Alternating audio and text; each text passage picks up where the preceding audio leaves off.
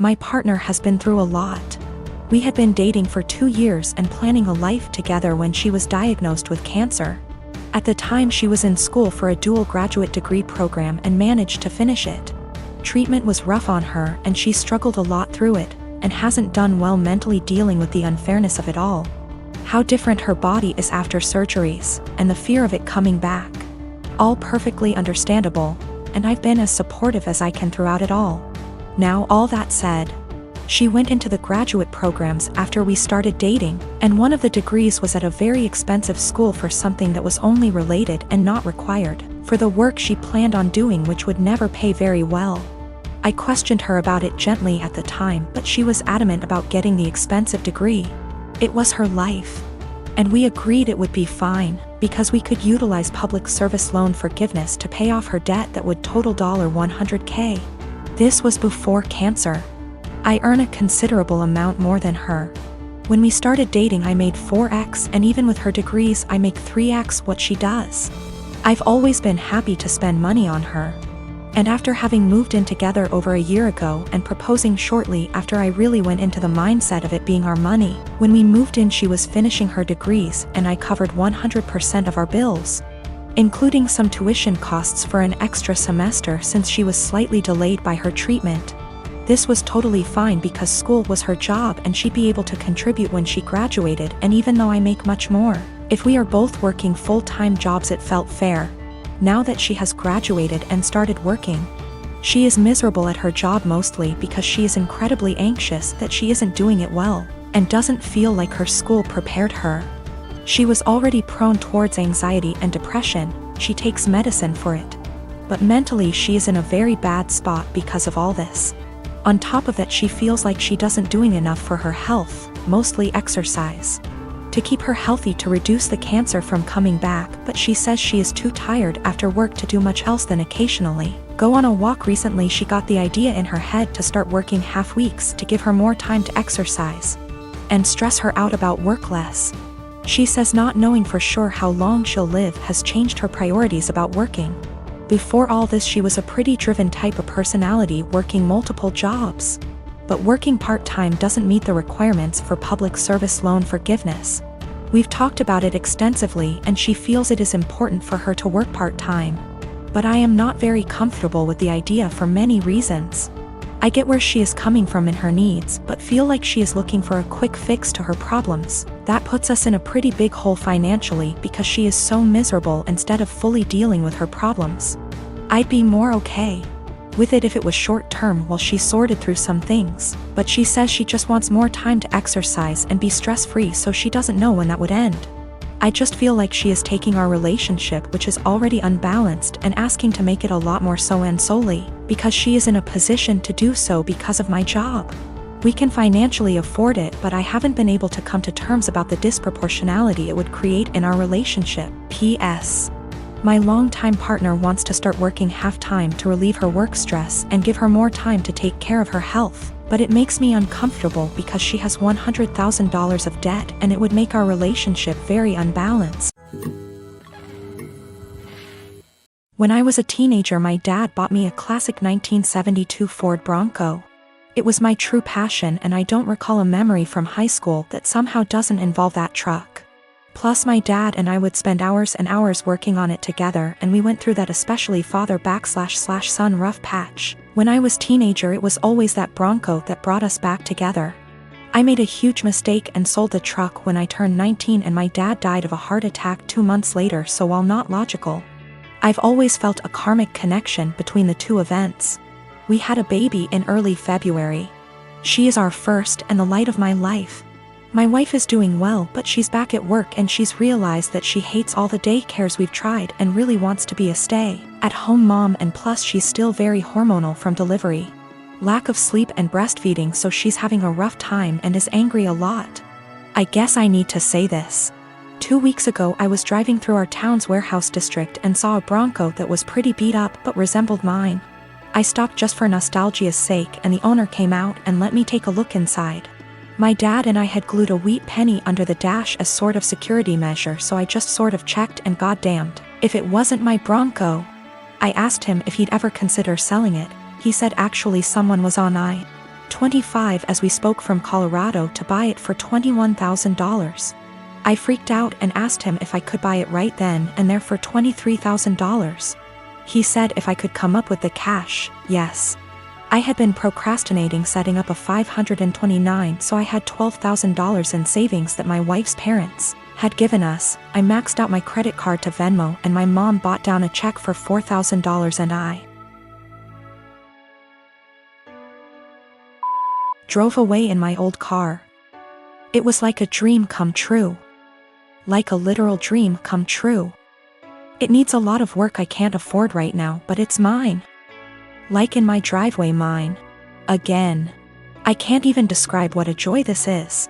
My wife and her parents are furious with me. They feel I was deceptive, that a real man would have sacrificed anything and everything so my wife could go stay at home with his kids, and that's setting aside that they gave us the money for a college fund. My point is my daughter is only 6 months old, we have 18 years to set up a college fund of her. But this Bronco means everything to me, and if I wouldn't have acted it would have been gone forever. Now it can be that same connection between me and my kids. To me it's the literal meaning of happiness. I talked with my mom and she is basically going to buy the Bronco from me in order to refill the college fund and pay off the credit card. The $4,000 will be a gift and she's going to give me whatever I need to restore it. She's always been awesome to me and she's rather the money be spent now than wait for me and my sister's inheritance. I didn't tell my wife that my mom bailed me out and lied and said I found a buyer for the Bronco. I'll figure out how to cross that bridge when I get there, but my wife was so relieved that I had come to your senses. I don't want to disappoint her. It's going to take all my lying skills to pull this one off over the next few years. My boyfriend and I have been together for 2 years. He's a good heart and is normally rational, but his one issue is that he expects to accompany me in every occasion no matter how big or small. He even went with me to my ex-boyfriend's funeral after days of begging. Now my best friend got married few days ago. It was very small and only close family and friends were invited. My boyfriend couldn't come because of the +1 rule. He pitched a hissy fit saying my best friend has no respect for my relationship and was shocked when he learned that I was still going to attend. He told me that if he can't go then I'm expected to not go as well, but that is my best friend and I had to respect her rules. He gave me an ultimatum: either we go together or I stay home with him. I ended up going cause again I respected my friend's rules. He was angry with me and kept calling the entire 2-hour drive, then stopped. Later I got a text from his friend telling me he, my boyfriend, got into an accident and was taken to the hospital. I freaked out. He gave me the address and I had to leave the wedding and told my friends why. I was crying the entire drive home and kept calling his friend but got no response. I arrived to the hospital and asked about my boyfriend and they checked and told me he wasn't there. My anxiety reached 160% as I kept calling his friends one by one. I just went home and there he was, along with his friend. He saw me and said that he was sorry, but this was the only he can get me home after I left him alone. After the initial shock I just blew up yelling at him about lying and making me leave my friend's wedding, and having me literally go to the hospital and freaking out cause of him. I kicked his friend out and we got into an argument. He kept talking about how much I love him, thus I left, which is my own doing, not his, and he was just trying to see if I really chose my friend's wedding over him. He then argued that my friend caused this and I shouldn't agree with her to exclude him. I said what he did was horrible and called him horrible and then went to my room. It was awful cause my friends kept calling to check in on him cause they thought he was really at the hospital. He said I overreacted and that I yelled at the wrong person. He has a history of mental health issues but got better the past few months. He also had a recent death in his family which really affected his health generally. I am a hiring manager at a tech company and I was hiring for summer internships a little while ago. We had a guy, about 19 years old, applying for a summer internship between his freshman and sophomore years of college. It was a virtual interview over Zoom because of COVID. A minute or two in, when I was introducing myself, his mom came in and introduced herself and started talking about her son's work ethic. I thought it was a little strange. I said something polite about wanting to hear from him. She just didn't get the hint and kept coming into camera frame during the interview and interrupting her son to answer questions for him. I asked a few technical questions which he seemed to answer well and then cut the interview fairly short. I thought that was all over and done with until I'd gotten an email from a woman, a month later, asking about her son's application. She seemed offended he hadn't gotten an acceptance or rejection. It bothered me. I felt bad for the kid honestly. Way back when I was a teenager, my mom used to pull the same shit. But luckily she only did that when I was 15 and working for a day camp. Not when I was an adult applying for engineering jobs. But I felt like this poor kid was getting his chances ruined because his mom wasn't giving him the chance to apply on his own.